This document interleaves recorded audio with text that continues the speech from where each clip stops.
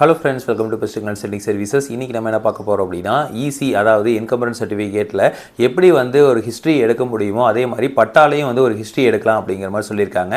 So அதை பற்றி தான் இந்த பதிவில் வந்து பார்க்க போகிறோம். ஸோ அதாவது நம்ம ஈசி அப்படிங்கிறது வந்து பதிவுத்துறையால் வழங்கப்படுறது. அதாவது எந்தெந்த காலத்தில் வந்து பதிவுகள் நடந்தது. இப்போ ஒரு உதாரணத்துக்கு 1980 எடுத்துக்கிட்டிங்க அப்படின்னா இந்த 2025 வரைக்கும் எந்தெந்த பதிவுகள் எந்தெந்த காலத்தில் ஒரு இடத்துக்கு வந்து நடந்திருக்கு.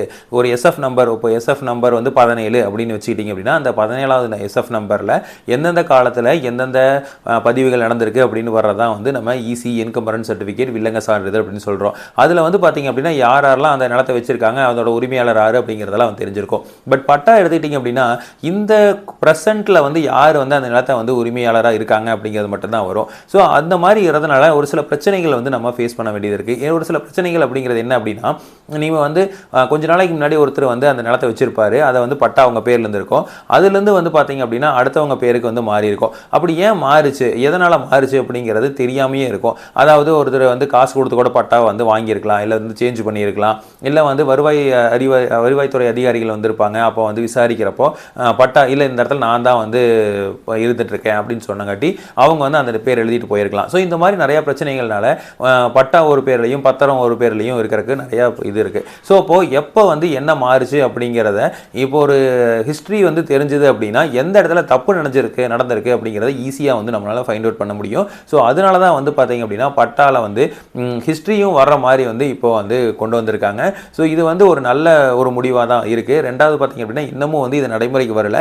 ஸோ நடைமுறைக்கு கூடி விரைவில் வருது அப்படின்னு சொல்லியிருக்காங்க. ஸோ இது வந்துச்சு அப்படின்னா எப்பப்பெல்லாம் வந்து பட்டா மாறுதல் நடந்தது, ஏன் நடந்தது, அது யாரை விண்ணப்பிச்சாங்க அப்படிங்கிறது எல்லாத்தையும் வந்து தெளிவாக எடுக்கிறதுக்கு நமக்கு யூஸ்ஃபுல்லாக இருக்கும். அது அப்படி நம்ம எடுத்துட்டோம் அப்படின்னாவே எந்த இடத்துல பிரச்சனை வந்திருக்கு அப்படிங்கிறத நம்ம எந்த காலத்தில் எந்த வருஷத்தில் வந்து இந்த பிரச்சனைகள் வந்திருக்கு அப்படிங்கிறத நம்ம தெளிவாக எடுத்துக்க முடியும். அப்படி எடுத்துட்டாவே வந்து நம்ம ஏன் வந்து இந்த இடத்துல வந்து சேஞ்ச் ஆகிருக்கு. இப்போ ஒரு உதாரணத்துக்கு ஃபஸ்ட்டு வந்து குப்புசாமி அப்படின்னு ஒருத்தர் நிலம் வச்சிருக்காரு, அவர் பேரில் தான் வந்து பட்டா இருந்திருக்கும். அடுத்தது வந்து ராமசாமின்னு ஒருத்தர் வந்து வாங்கியிருப்பார், அப்போது பட்டா ஆட்டோமேட்டிக்காக இப்போல்லாம் வந்து ஆட்டோமேட்டிக்காக ராமசாமி பேரில் மாறிடுது.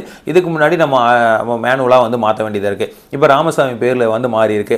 அடுத்தது வந்து பெரியசாமி பேரில் வந்து நமக்கு இப்போ பட்டா இருக்குது அப்படின்னா ஏன் வந்து பெரியசாமி பேரில் மாறிச்சு, அப்போ ராமசாமி பேர்லேருந்து பெரியசாமி பேருக்கு எப்போ வந்து மாறுச்சு அப்படிங்கிற டேட்டா வந்து அது கிடச்சிரும். அப்போ வந்து ஈஸியாக வந்து நம்மளால் வந்து அதை ரெக்டிஃபை பண்ண முடியும். ஸோ இந்த மாதிரி ஒரு திட்டம் வந்து கரெக்டாக வந்து கொண்டு வந்திருக்காங்க. ஸோ இது வந்து ரொம்ப ஒரு நல்ல அருமையான திட்டம். இது வந்து சீக்கிரம் நடைமுறைக்கு வரணும்.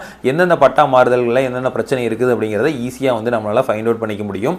இப்போ வந்து ரீசெண்டாக வந்து சப்டிவிஷன் பண்ணது, இப்போ ரீசெண்டாக வந்து பத்திரப்பதிவு பண்ணது எதுக்குமே வந்து இந்த பட்டாக்கும் பத்திரத்துக்கும் வந்து பிரச்சனைகள் வராது.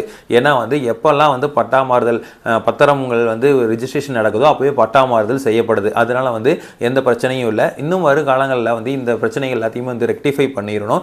அப்படி பண்ணிடுவோம் அப்படிங்கிறத நம்பலாம். ஸோ இதே மாதிரி இன்ஃபர்மேஷன் உங்களுக்கு தொடர்ந்து வேணும் அப்படின்னு எங்கள் சேனலை சப்ஸ்கிரைப் பண்ணுங்கள். தேங்க்யூ.